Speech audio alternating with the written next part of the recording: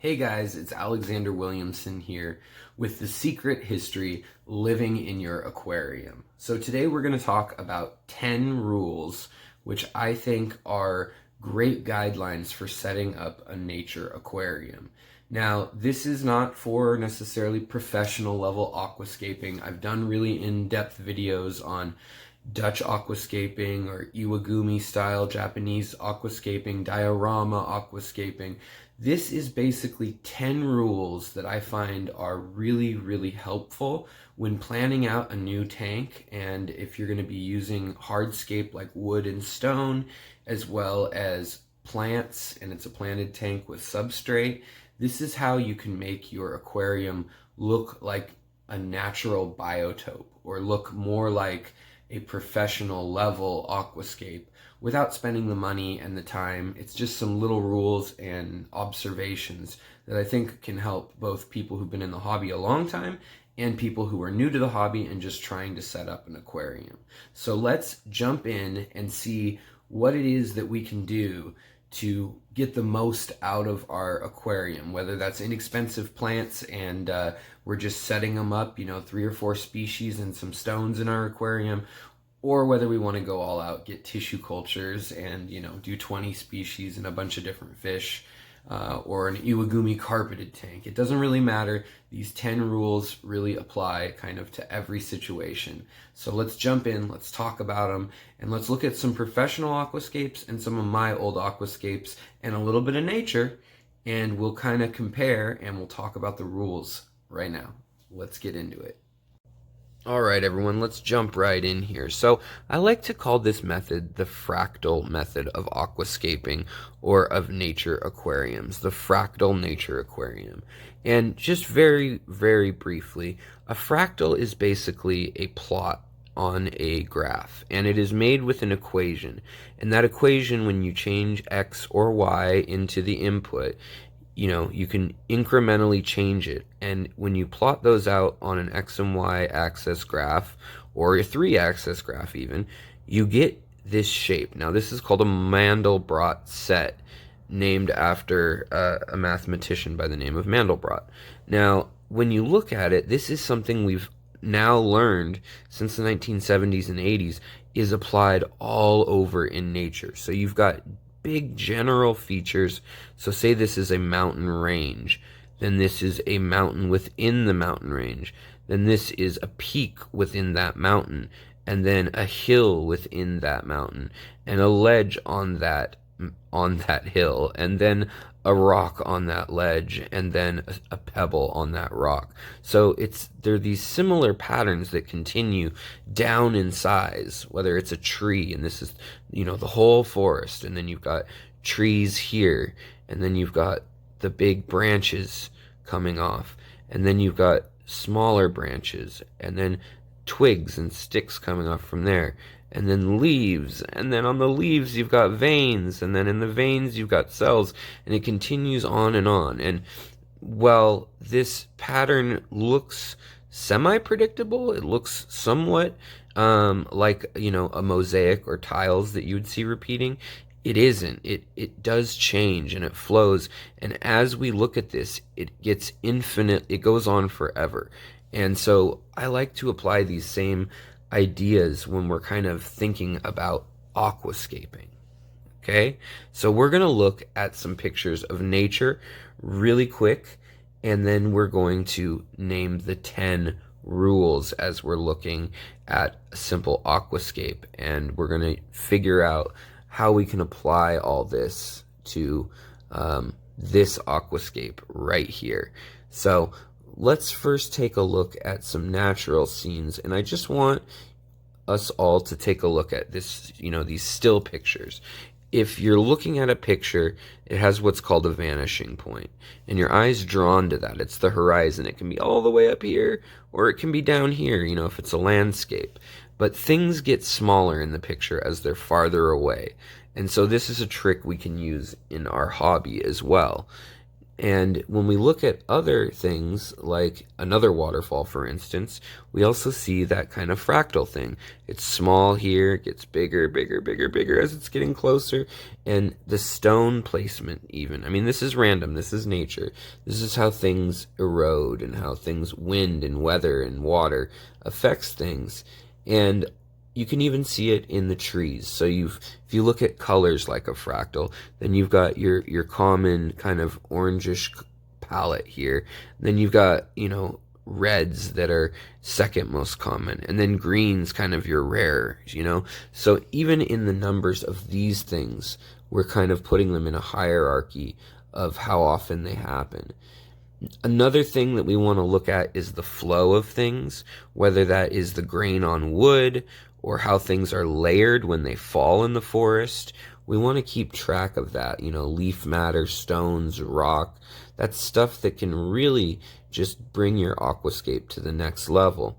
Here again, we've got a vanishing point, stock photo obviously, but the vanishing point, horizon point is going to be down here. And we still see that things are smaller. We've got the little pebble sized things here, the big old rocks here, and in pictures we like, it tends to have kind of these hierarchies of, yet again, we've got red kind of all over, which bright color catches your eye.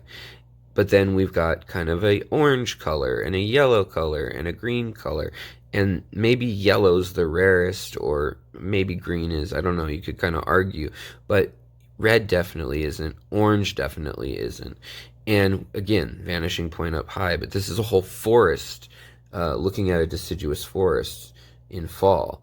And yet again, looking at a big forest, this is just to give you ideas with how plants naturally grow on a big scale, which we can apply then to our little aquariums. So again, you've got this mass, you've got pockets of the same. Things kind of group together in little clumps, but then it happens again. It's a pattern that repeats. And then there'll be kind of odd ducks interspersed in there too. But yet again, we see orange kind of everywhere generally. And it gets a little more yellow, and the yellow's kind of the most rare probably. Maybe red's the most rare in this picture though.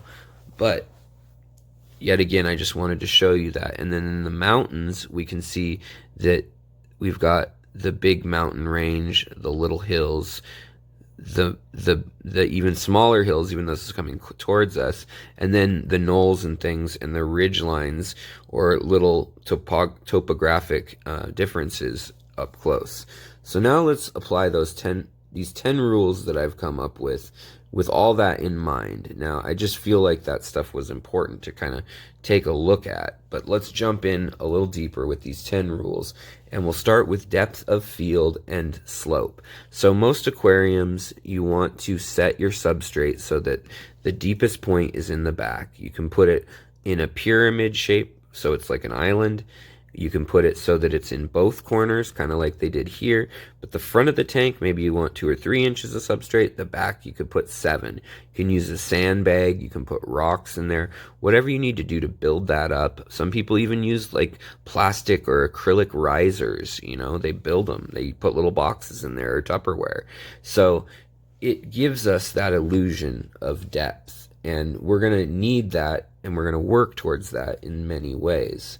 So the next most important thing in my mind when we're setting this up is picking your big elements and using an odd number of them. Now, 1 is an odd number, so if you do the island layout with the sticks in it and the sand around it like you've probably seen before as an aquascape, that's fine, but that's 1, and then we'll look at it farther later. But here we've got 1, 2, 3, 4, 5, 6, 7, 8, 9 stones. And almost every professional aquascape, this is the small category for ADA, a picture that was taken of one of the winners from a few years ago. And they use those odd numbers. Likewise, they use asymmetry. Humans love symmetry in other humans, but asymmetry catches our eye because we're drawn to it to try to detect flaws. But a part of us likes those flaws. They like the beauty. Now, when we're looking at humans, it's been shown in studies that we look for symmetry in a face. But if it's a perfect mirror image most people are put off by it just a little bit compared to, say, a beauty mark or a little blemish in one spot. But if somebody has, one eye that's twice as big as the other, our natural inclination as a species is generally that something may have been wrong there. Well, the same is true with aquascapes. As odd as that sounds, you can use some of these psychology and sociology study fields and kind of apply some of their concepts to, geology and things like that. It actually works out pretty well. So asymmetry, which, just if you cut it down the middle any which way, you don't want it to be completely balanced and looking the same. We wouldn't want this big rock mirrored right here necessarily. There are people who pull this off not following some of these rules, but they'll usually apply then, they've got the slope or they've got the odd number of things, but they don't have asymmetry. They use the symmetrical shape, something like that. Which brings us to number 4, which we already touched on, but that's grain. And grain works for any hardscape, whether that's rock or wood or anything else you could put in there. And it kind of even works for plants. You want to kind of have a general flow. Things follow gravity, they follow light, and your plants will grow on their own that way. But when you plant them, you kind of want to put heavy points. Here are the darker points. Have a heavier planted area. And yet again, there's either 1, 2, and 3 dark spots that your eye goes to, or 5, depending on how you want to count it. So you got 1, 2, 3, 4, 5. And those are an odd number yet again. And they're kind of split up symmetrically, but not perfectly. So yet again, we see that. And again, we see that there's a grain to the stone. It all is going up and down. This stone was formed, slowly by lava coming out, and then it was eroded away. And these aquascapers have set it up so that that is reflected as if it were naturally just being revealed from a hillside or a valley. So number 5 is going to be Hardscape Hierarchy. And what that means is essentially that when we look at the hardscape, we may have one central thing that gets your eye, Then the next level down, we would have 3 in that size range. It's kind of like the fractal. So that could be, here's the one big one. The next 3 in size that are kind of similar are these 3. Then the next size down, there's 5 that are similar. If it went down another one, it'd be 9 that are similar. And it doesn't need to follow, the mathematic formula exactly, but this is going to help you definitely shape a scene that is similar to those forests, just like we saw color done that way, just like we saw the number of hills that way and everything going into the distance, it all helps paint that picture and helps trick your mind. So number 6 is very similar, and that's Botanical mass hierarchy.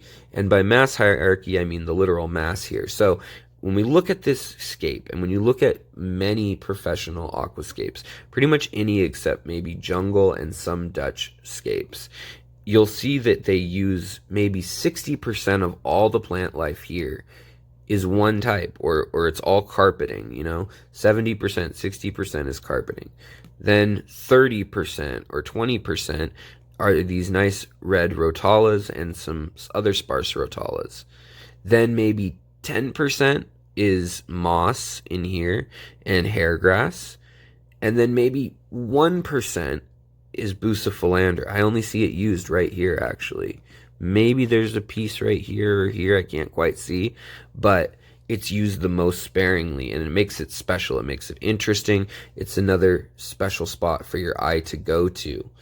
And speaking of all this, then we need to keep in mind that layering. So just like we saw the logs, it sounds silly. You wouldn't put a log underneath this cliff, right? Like literally coming out from under the stone. Like, how would it have gotten under there naturally? But the same goes for plants. You don't want to plop a plant somewhere that just doesn't make sense, unless you're trying to do something like, floating islands in the sky or upside down bizarro scape. Things get deposited in layers, in banding, and the heaviest things are going to be, you know, big stationary things, and then it gets smaller pieces. So whether that is that this is the big rock, and then there's a smaller rock, and then there's some pebbles, and then there's some sand, it's kind of showing you, it's telling that story that this is a real place. This has a hierarchy, and this has a method to the madness, essentially. There are rules that govern the system. Even though in our aquarium, we can make up whatever rules we want. And that can go, you know, all these can be applied to your fish. You know, maybe you've got one big angelfish, 5 gourami-sized fish, and 25 little tetras, you know, and or whatever it may be. But it works also in biomass of animals too. So the number 8 thing on the list is going to be color contrast. So here they've done a really nice job. We've got the browns and the nature tones on the stone. They kind of draw in some red and some green with this stone, with the browns, and they've got algae kind of coming onto it. Just looks great naturally. But then they've got the red to kind of catch your eye and define the horizon, and it contrasts this green that we see everywhere. The stone is also darker than the green, and so it contrasts. So you want to kind of break up the picture asymmetrically, and also, like I said, in those chunks where there's one big chunk, and then there's a couple medium chunks, and then a bunch of little chunks, and then a ton of tiny chunks. And this is what helps create these scenes. We're going to go through the last 2 on the list, and then we'll look at a couple other aquascapes here and just kind of point out a couple of these things and see how they did it effectively, or how I've done it in the past. And that brings us to our number 9 thing, which is texture contrast. And all that is, you know, maybe you've got little leaves here. You've got these little leaves all over, and your eye gets used to this pattern. Then all of a sudden, boom, there's rock with an up and down banding pattern. Completely different, you know. Or here, it's almost like an outline pattern, the way the rock was formed. It's because it weathered that way. And they set it up the same way here, with the weathering lines going in, you know. And then back up here, you've got plants that have, you know, leaves coming out to the right, to the left, to the right, to the left. And when that contrasts against these leaves that kind of just look scattered everywhere, it gives you nice texture. You know, they use just a hint of it here. And another thing you can do with that contrast of color and texture is you want to use a tie-in. So whether that's that the rock reflects some of the same colors, or that this plant ties the green and the red together here, you can use something like that. You could put another little grouping of this here and here, probably. You know, you'd probably want to do 3, but that would look nice. It makes the buce special. It makes it right up in front, and it makes your eye think, ooh, look at that. And then you've got your eye going to multiple things, because they all feel like, ooh, look at that. And that'll bring us to our 10th rule of this system, and our final rule of the fractal nature aquarium, and that is small things, you can use them as an optical illusion. So you'll use, say you've got these little teeny leaves, they chose to use them up front here, but if they wanted to, they could have used them back here, and then they could have used something with a similar shape up here. Our eye looks at this, and because it's higher up in the scene, we think it's farther back towards the vanishing point being right here and at the horizon line. And, you know, this works in lots of little angles. It's kind of how we see something from different angles. And when we use that trick, you can also make these stones look way bigger. When you've got smaller, and then pebbles, and then sand, you know, it shows you the size. It shows you that there was that hierarchy that we talked about, okay? So let's look through some other aquascape photos. Here you can see this is one that's not fully up and running. This one's really hectic, but this picture's taken from above, so you can't really see the normal lines. But yet again, we still have a vanishing point. We've got the dark point here. We've got 5 main stones, got 4 here and 1 big one here. So there's 1 big one, a secondary, and then there's 3 littles. That's the typical Iwagumi style of Japanese layout, actually. So to me, I find that interesting. This looks kind of random, but it's all planted with the layering as this last rule that we talked about. You want to use the smaller pieces in varied areas, and you can draw the eye in to see how small it is here, and then use your broader leaves out here, use small leaves again back here, and then say you use a big anubias all the way towards the back and small one in front. Well, your eye is going to interpret that as, I'm kind of looking at the same thing, I guess. And we want your eye to say, that's different. So here's like a rough hardscape again. We've got 12 stones, but we've got 1 big one. We've got 3 mediums, or maybe 5 even. And then, 7 of the next size down. So let me show you another professional scape real quick too. Now this breaks some of the rules, right? Because it's got the depth of field thing. They set their background. It slopes up a little. They've got a little bit of a slope. But what they did is they used that smaller thing. So this may be just a little stick because it's only 6 inches behind this. But then they used the big piece in front. And that little piece helps offset that big piece. Even though in our minds we're assuming this is a whole other bridge that's this complex in the background when we're looking at it from the front.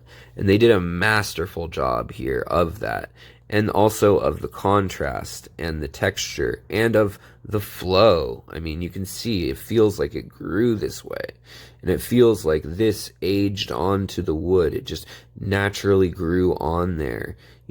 Big chunk getting smaller and skinnier, and then it's dotted out into pebbles and sand type thing, And with the color, they got the green into the oranges and yellows, and then ending with the rare reds and the rare dark greens, So just really cool the way they applied these things. And when you look at them, you can even look at a scape, that has an island like this. Yet again, there's a slope in the back that goes up.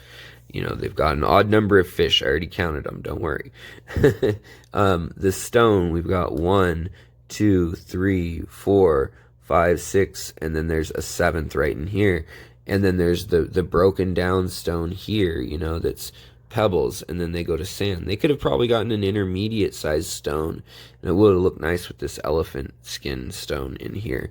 But even on here, the other thing that there's not really necessarily a rule for, but it has to do with tension in Iwagumi or Japanese style aquascaping, which I have a live stream. It's about an hour and a half long that gets really in depth with that whole Iwagumi. When you see a tank kind of like this with only a few species, a lot of carpeting and stone and some wood maybe, that's called Iwagumi style Japanese, and it's a Japanese gardening technique.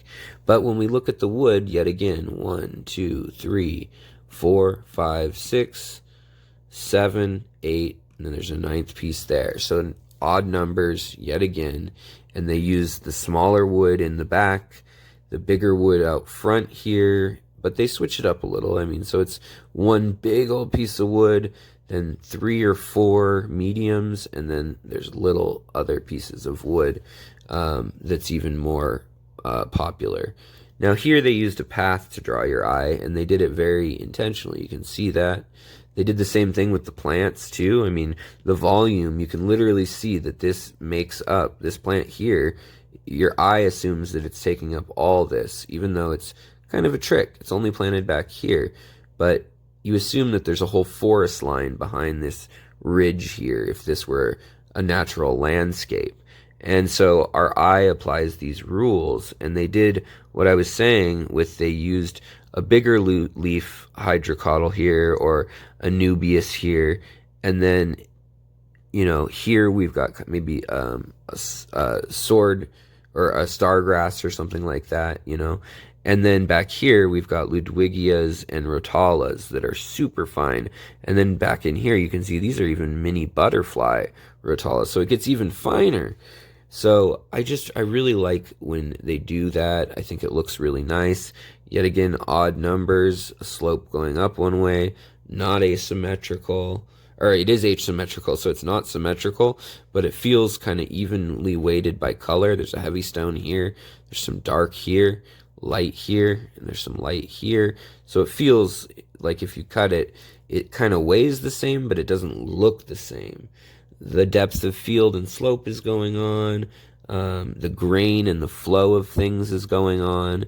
You know, naturally, if you have a stick with many branches and forks on it, it has that intact. So you don't even need to do anything to it. It just naturally does that. And, you know, you can get in there really complex, and soon the eye gets crowded. And, you know, you can also do it, though, with fish. You know, you can use fish that are a unique color, maybe only one blue fish and one yellow fish, and then there's a bunch of red or silver or orange fish. You know, there's orange fish all over. And yet again, you know, we're playing with the bigger leaves in the front, getting to smaller, and also darkening the background's another little trick you can use. So I hope this makes sense in the thought that this isn't all randomly placed. You know, here we've got big Logonandra leaves in the front, and then back here we've got Persicaria leaves. It's not, this picture is literally in the tank of one of the aquariums, but if we look down on the aquarium, let's look down on it, let's be above it. You can kind of see the color gradients like the forest. We've got all the green and the texture too. We've kind of got big versions of the pattern, and then medium, and then little versions of the pattern. And red is probably our most sparing color, maybe yellow. So it doesn't always need to hold fast to all these rules, but these rules are just a nice general kind of template to follow. Up close, here's another picture of that same scape, where we've got the same pattern kind of erupting out here and here and here, but they're on different scales, and our eye just really loves that. And so when you're picking plants, think about that, the color and the version of the shape and the texture and the contrast between all of them, and where they are layered and put down, basically. It all really adds up to give a cool effect. Now here, you know, we've got another stick in the background, smaller sticks behind that, even smaller back here, one big stone, another secondary stone, and then there's another stone down here that you kind of guys can't see from my original tank. But this is from when I was fairly new at aquascaping, and yeah, it needs a trim. It's not perfect, but it does still feel fairly natural, and it's by following these rules. So I hope if you've made it this long, you've enjoyed this little look at the kind of rules of nature for your aquarium, and I hope it helps you a little bit. Let me know what other tips and tricks you have, and if you stuck around this long, hit that like button on your way out. I'd appreciate it. And if you want to know when the next video is out, click the little bell and the little all alerts tab on that bell. Otherwise, you just won't know when things come out. So if you enjoyed it, you know what to do, and if you didn't, boy, you stuck around a long time. So thanks for spending time with me. Take care, you guys, and I'll talk to you next time. I'd love to see your aquascapes, so please feel free to share those as well on the Facebook group or on Instagram or any of the secret history living in your aquarium locations.